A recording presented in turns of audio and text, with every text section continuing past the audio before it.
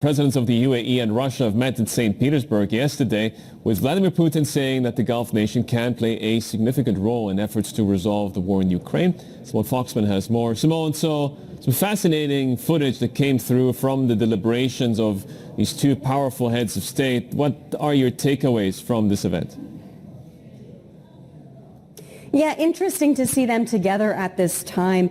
This really being seen as a signal that Gulf countries, the UAE in particular, trying to push their way into these global geopolitical discussions, being that potential neutral moderator between Ukraine and Russia in terms of solving that European crisis. Interesting here that a lot of the talk was about economic ties at a time when you're really seeing Europe and the United States double down on sanctions against Russia.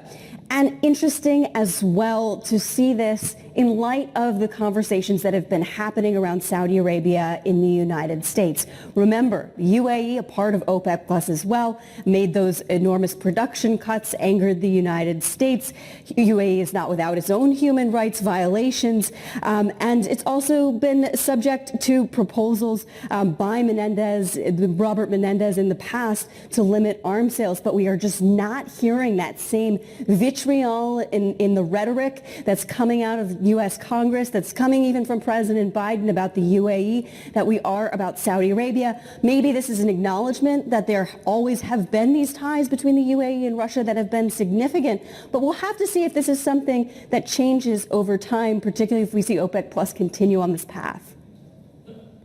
Yeah, I mean, the UAE is seeing an opportunity here to flesh out some of its mediation success of the past. I want to get to the social media videos of workers at a major Iranian crude refinery that could indicate a new stage in the demonstrations. You just put that out on a map for us.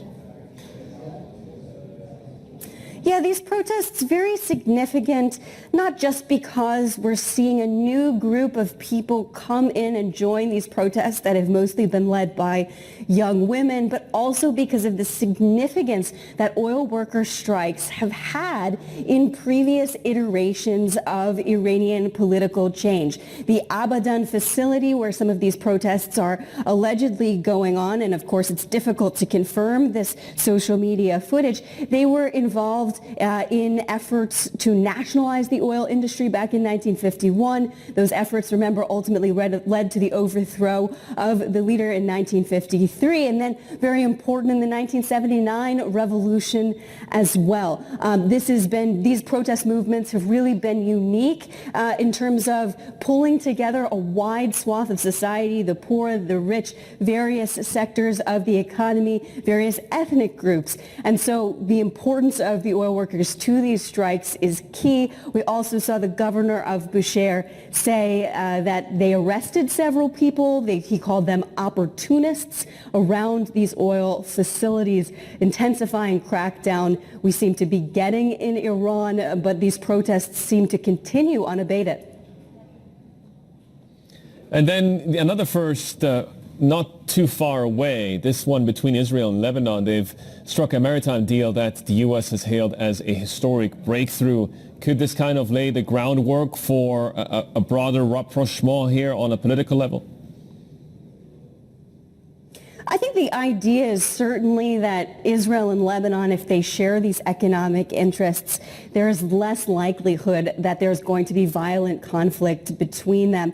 And this is particularly important with respect to natural gas that could be sent to Europe, and natural gas that could be sent to Europe in the near term. The agreement lays out the plans to divide the natural gas reserves along a specific line, and then end this long-running dispute. Lebanon, of course, wants money from potentially mining these natural gas reserves over time. Total has been involved, but that's likely years away. Where Europe really could look to is some of the production that may come from the Israeli side, Energean, looking to ramp up production in the next couple of weeks. So yes, this is a small amount of natural gas, but at a time when natural gas is so desirable, the prices are so high, Europe wants it, Israel and Lebanon both want to produce it, and that seems to be something that has brought them together in a time when relationships have been very difficult.